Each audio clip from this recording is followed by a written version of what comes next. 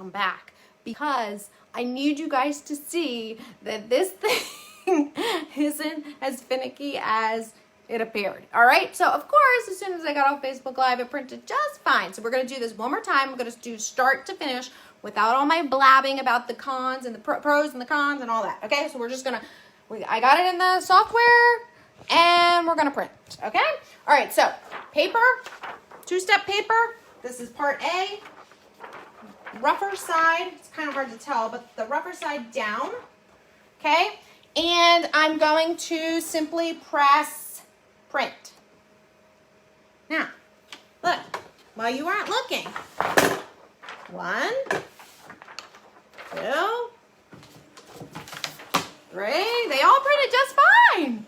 It's when you're on Facebook Live that it doesn't want to cooperate with me.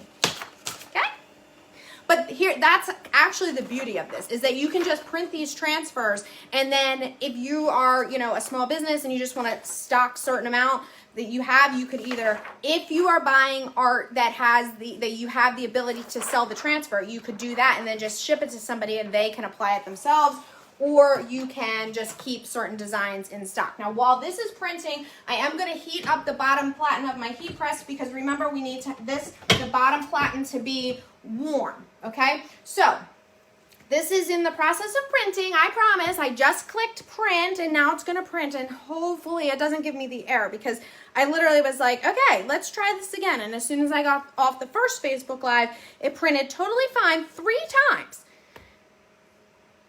So, hopefully, this will work. Here it goes. It's working.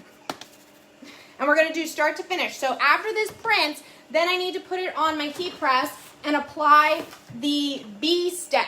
You guys know what the B step is now, right? The B step is the part where this is the adhesive sheet, okay? So, the adhesive sheet needs to be pressed, married onto this transfer sheet. So those of you who did not see the original Facebook Live, like that started like 45 minutes ago, we are working with the two-step paper on the Uninet Icolor 560. It's a white toner printer, and all the information, I put links up top, the link to the printer and a link to an unboxing, setup, beginner tutorial in this Facebook Live. It's all up top. And if you want to go back and watch the first Facebook Live that I did today, I talked about all of the pros and cons of this printer, where it might fit into your small business. It's not a hobby craft printer, okay? I was a hobby crafter, and now my business has expanded and exploded, and I need something more. Oh, amen. Okay, printed the white. Do you see? I picked this design specifically because it had white, okay? So, there's that. Now we do this next part where I bring you to my heat press, okay? The bottom part has been warmed up, which is very important. You need that bottom platen warm. You're going to take that transfer that we just took off of here, and we're going to place that directly on our heat press. We're going to take the B sheet. It's A and B. This goes directly on top, okay? And then we take our piece of craft paper, brown craft paper, which if you get the bundle, 120 seconds.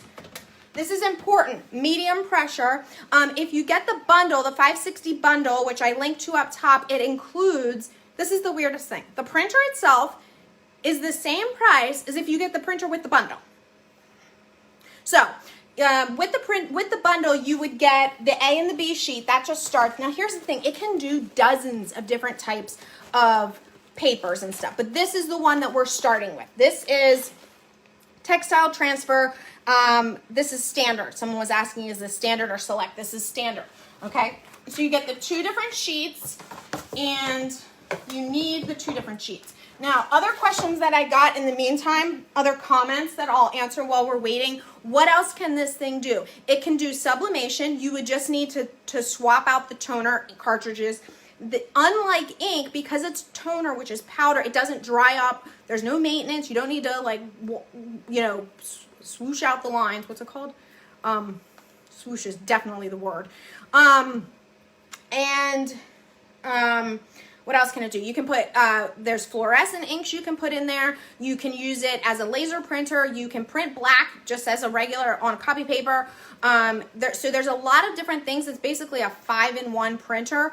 But I will tell you that the toner cartridges are not cheap, but this printer can do a lot of stuff. The yield on the cartridges is way, way, way beyond any other printer you have. I can pretty much guarantee you that. It yields about 7,000 sheets for each cartridge. Okay, so 7,000 times you're gonna print. I don't know, that's a full sheet, so you're gonna have it for a while. So it's not like you're gonna be routinely changing out your cartridges. Okay, all right. So we're gonna put. This is the same shirt that I have. I just cut off the neckline. And so we're going to do the same thing here. All right.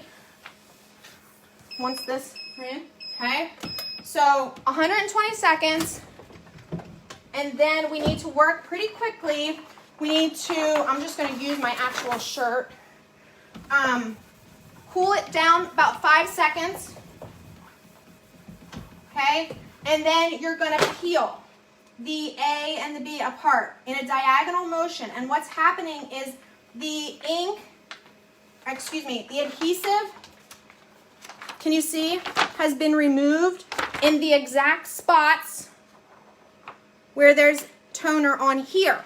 So now I have my completed transfer. It has the toner and then I put the adhesive on the back. So now I'm ready to apply this to my shirt, okay? So shirt on here. You can trim this down if you want, which is what I did the original time. I'm not even going to do it this time. All right, I'm just going to place that on there. Again, brown paper, 310 degrees because this is cotton, so we don't need to adjust the temperature. I do only need 20 seconds though, so I'm just going to watch this, 30 seconds. So I'm just going to watch this timer instead of readjusting the timer. We need to get it on to 90 seconds. Once that's done, we're going to remove it, and then it's cold peel, okay? So you're going to remove it cold. You have to wait until it cools down. You can use, another piece of fabric or something to help cool it more quickly. And then you have to do one last press. And the reason that you need to do that last press is because this is going to come off super shiny and like a high sheen. It'll look like a sticker. You don't want that. At least I don't want that. So we would press it one more time, and that would get rid of that sheen, okay? Those of you just joining, we finally got it to print and cooperate on Facebook Live, okay? So now I'm going to pull it down here. I'll adjust the camera so you can see, okay? So I'm just going to use the shirt itself here. Cool.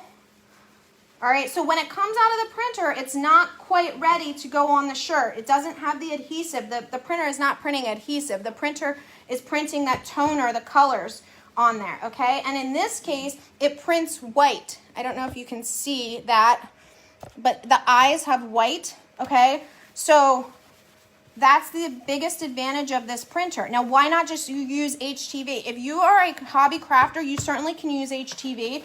The problem that you will run into at volume, or if you don't have a whole bunch of colors, is you've got a bunch of colors in this design and you'd have to cut and weed all of them and then layer them. So you saw how quickly I did this, okay? And now you're just peeling this away, okay?